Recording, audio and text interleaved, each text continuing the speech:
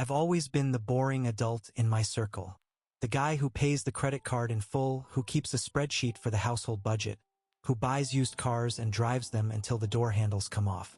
I'm 41, 2 kids, a mortgage that used to feel manageable, and a job in corporate software that I genuinely thought was stable. Twitter, sorry X whatever, was my outlet for dumb jokes. Nothing edgy, nothing political. Mostly tech humor and dad stuff. I had maybe 900 followers, mostly coworkers and strangers who also liked complaining about meetings. The day this started, I was sitting in my car outside a Target, waiting for my wife, Jenna, to come out with school supplies. I'd just gotten off a call where our VP used the phrase AI first transformation 12 times in 10 minutes. So I wrote a joke. New startup idea. We put AI in front of your existing problem and charge you a monthly subscription for still having it. I hit post, chuckled at my own mediocrity, and went back to staring at the shopping carts like a man with nothing to prove. Within minutes, it started getting likes, way more than usual. Then replies, then quote tweets. At first, it was the normal internet stuff. People riffing, people tagging their friends. One person with a blue check said, "This is literally my portfolio." Then I saw a reply from an account I recognized because you can't work in tech and not recognize it. A partner at a well-known venture firm. Verified. Real name. Real face. He replied, "Haha, if you're serious, DM me." I stared at it long enough that my screen dimmed. Then another investor replied. Then another. Not random crypto guys. Not future billionaire accounts. Actual investors with the kind of followings that make you feel like you're accidentally standing on stage without pants. My chest did that weird thing where excitement and dread share the same seat. Jenna got back in the car with a cart full of notebooks and said, "Why do you look like you just got pulled over?" I turned my phone toward her. "I think I accidentally pitched a startup." She laughed, like it was cute, like it was nothing. I laughed too because I still believed I was in control. That night, after the kids went to bed, I DM'd the first investor. It was half joke, half curiosity. Not serious, but appreciate the laugh. I build boring enterprise tools. Nothing investable. He replied immediately, "Boring makes money. What do you do?" So I told him I'd spent the last decade working on internal automation tools, things that reduced support tickets, optimized workflows, stopped companies from bleeding cash in invisible places. I'd always joked I was a professional leak patcher. He asked if I'd ever thought about productizing it. I said the truth. I had. I'd built a small tool on the side over the last year, nothing public. A scrappy prototype that helped small businesses track recurring software spend and flag waste. Not sexy, just useful. He asked for a call. Jenna overheard and got quiet in the way she does when she's doing math in her head. "Not numbers, risk. We're not quitting your job for a tweet," she said. "I'm not," I said, calm, rational. "It's just a conversation." That's what I told her. That's what I told myself. The first call felt surreal. He wasn't pitching me. He was interviewing me like my joke was a resume and my life was suddenly a deal flow item. He asked questions I'd never been asked at work. What's the market? What's your pricing? How fast can you ship? Who would buy you? I answered carefully because careful is my default. I didn't inflate. I didn't brag. I kept saying, "I don't know," when I didn't know. At the end he said, "I'm going to introduce you to someone." The someone was another investor. Then another. Within a week, I was taking calls during lunch breaks and pretending I had dentist appointments. Then the first twist hit, small but sharp. My company announced layoffs. Not a rumor. Not restructuring. Actual calendar invites with HR. My division got hit hard. My manager called me with a voice like he'd swallowed a battery. "We're losing budget," he said. "I fought for you." I didn't say anything dramatic. I thanked him. I told Jenna over dinner. She stared at her plate like she was reading bad news in the mashed potatoes. And suddenly, the investor call stopped feeling like a funny story and started feeling like a lifeline made of thread. I got a severance package, 12 weeks pay, plus my unused PTO paid out. On paper, it wasn't terrible. In real life, it was a countdown clock. Jenna and I sat at the kitchen table with our budget spreadsheet open. Mortgage, utilities, groceries, school activities, her car payment, my health insurance COBRA costs that made my eyes water. "We can stretch it," I said, already adjusting categories. Jenna nodded, but she looked distracted. "What about the startup thing?" she asked. "I don't have a startup," I said. "I have a prototype and some Twitter DMs." "Those are investors," she said. "They don't DM you for fun." I wanted to argue, but my bank account argued louder. So I treated it like a project. I did what I always do. I made a plan. I set milestones. I scheduled calls. I built a deck with clean fonts and honest numbers. I told myself this was still me being responsible, me being in control. And then the second twist hit. One of the investors sent me a term sheet. Not "let's keep talking," not "circle back." A real document with a valuation and a number attached to it. $2 million pre-money, $500,000 investment, $500,000 because I made a joke. I showed Jenna the term sheet like it was a winning lottery ticket that required homework. Her reaction wasn't excitement. It was relief that quickly curdled into suspicion. "Why so fast?" she asked. "Because it's small," I said. "Pre-seed. They do these quick." "Or because they want something," she said. I read it twice, then a third time slower. It wasn't obviously predatory, but it wasn't warm either. There were clauses about control, about future fundraising, about IP assignment. I called an attorney friend who owed me a favor. He said, "It's not insane, but it's written by people who do this for sport." The investor wanted an answer in 5 days. 5 days. Like my life was a limited-time offer. I stayed calm on the outside. Inside, my brain started doing that thing where every number turns into a moral judgment. $500,000 could erase the fear in our house. Could buy time. Could keep the kids stable. Could keep Jenna from watching me refresh job boards at 2 a.m. So I said yes. I signed the term sheet. That night, Jenna let herself smile for real. We poured cheap wine and toasted accidental entrepreneurship. For the first time since the layoff, I slept. The false resolution lasted exactly 9 days. That's how long it took for due diligence to start feeling like someone rummaging through my drawers. They wanted bank statements. They wanted incorporation docs. They wanted proof the code was mine. They wanted tax returns. They wanted a cap table for a company that barely existed.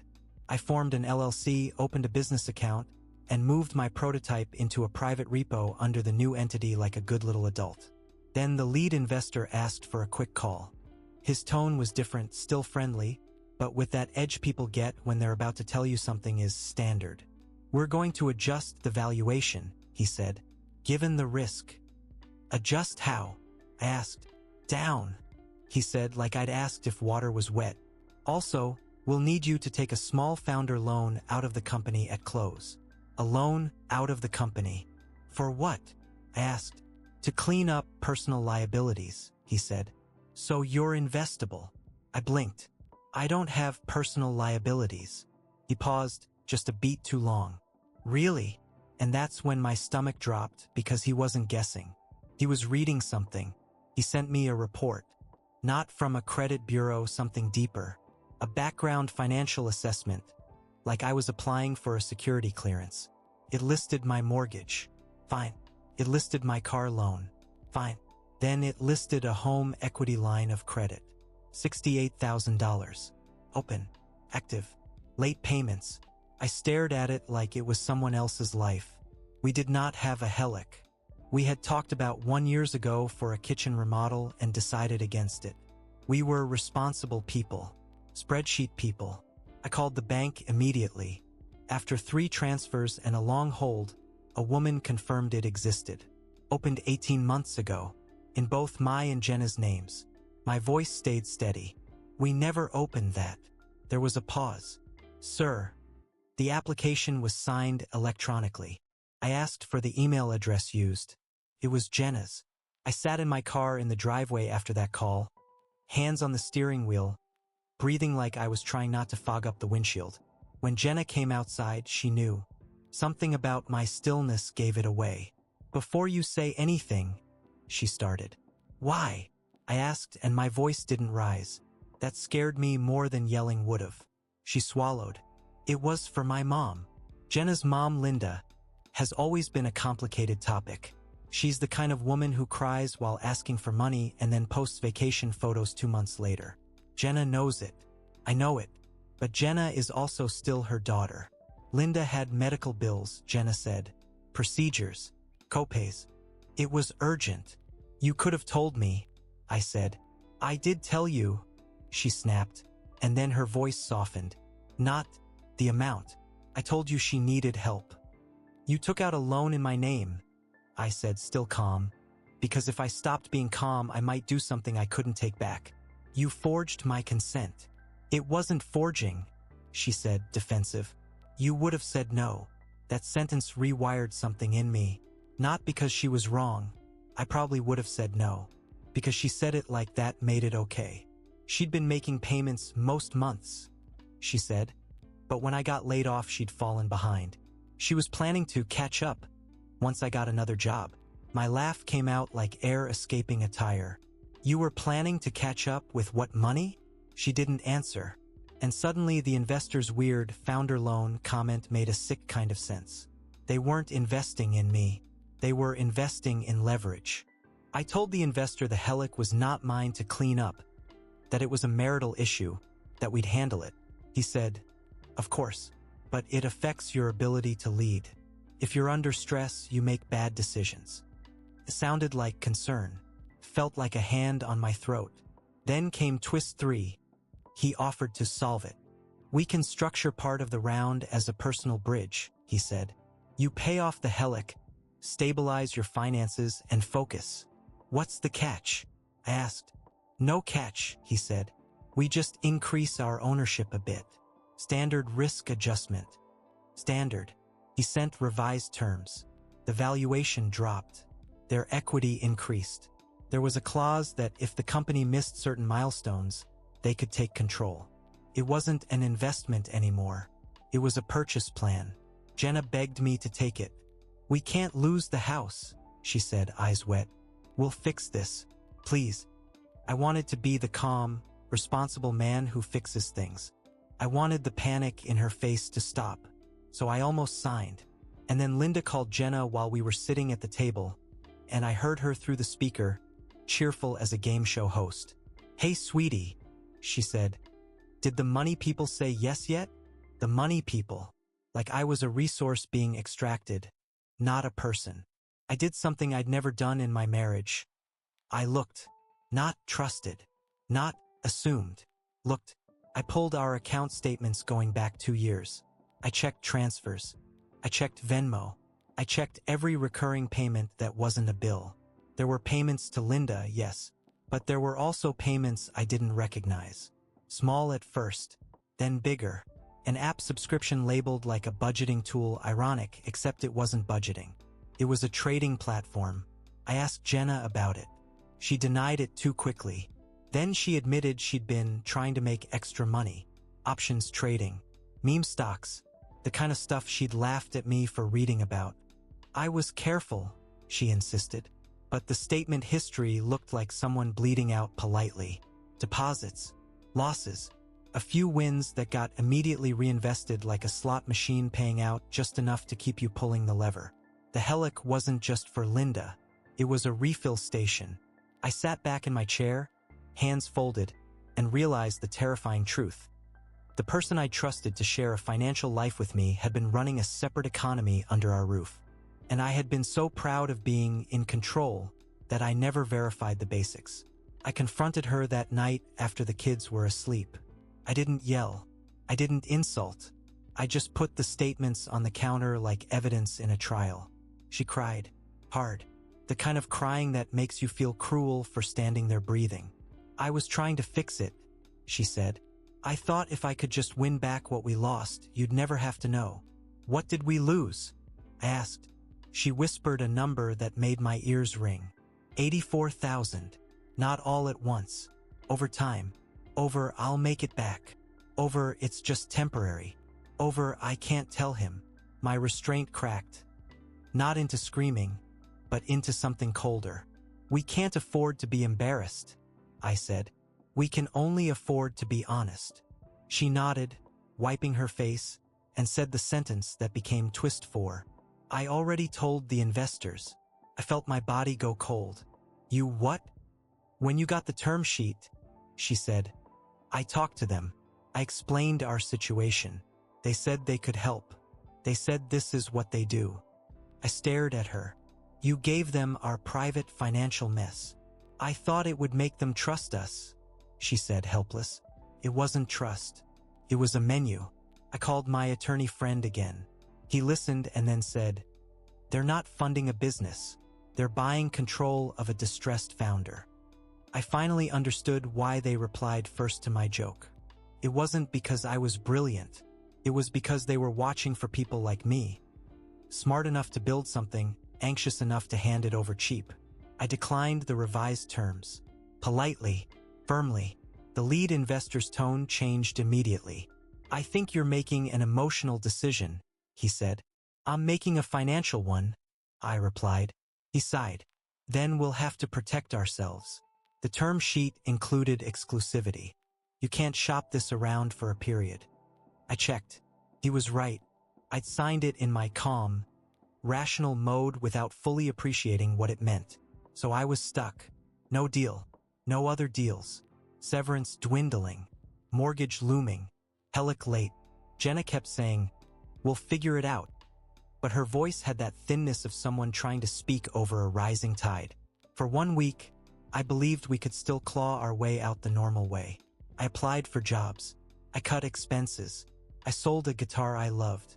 I told myself the crisis was contained now that the truth was out. That was my second false resolution, the one that lasted 7 days. The investor emailed me a friendly heads up. He'd heard through the community that I had a prototype for software spend tracking. He attached a screenshot. It was my prototype.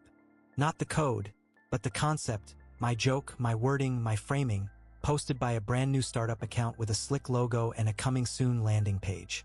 Their team page listed my former coworker, a guy I'd worked with for years, a guy I'd complained to about the VP's AI-first transformation, a guy I'd casually mentioned my side project to at happy hour, back when it was just a nerdy idea.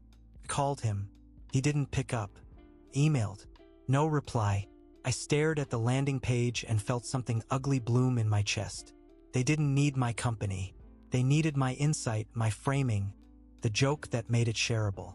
They'd gotten it for free. Or worse, they'd gotten it by trapping me in exclusivity while they built around me. I went back through my DMs and realized how much I'd overshared in the early fun stage. Little details, little examples. Enough. My calmness had been a door I held open for people who saw money as a sport. Here's where it landed. I didn't take their money. I also didn't get to keep the fantasy that I'm the responsible adult who always sees risk coming. I got a job 3 months later, lower title, lower pay, back to regular life. We refinanced the Helic into something manageable. Jenna signed up for therapy and handed me access to every account like a person surrendering a weapon. Linda stopped calling when we stopped sending money. Funny how that works. The prototype is still mine, technically, but the momentum is gone.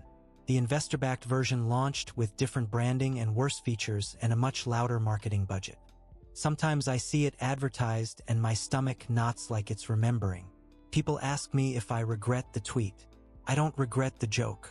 I regret the part where I thought being calm meant being safe.